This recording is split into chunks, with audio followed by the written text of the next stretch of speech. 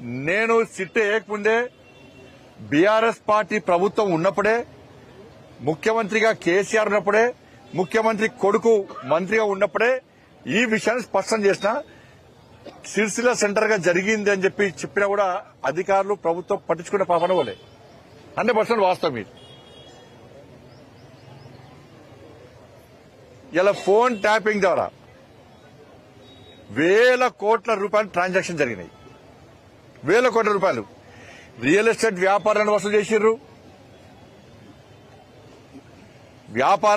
ప్రముఖ వ్యాపారవేత్తల దగ్గర వసూలు చేసిర్రు.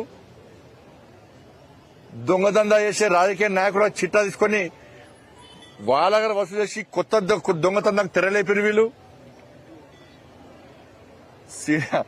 సినిమా హీరోయిన్ల ఫోన్ ట్యాప్ చేసి కూడా ఏ విధంగా లబ్ధి పొందినరో అంత జగమెగిరిన సత్యం. ఏమనుమానం లేదు దాంట్లో.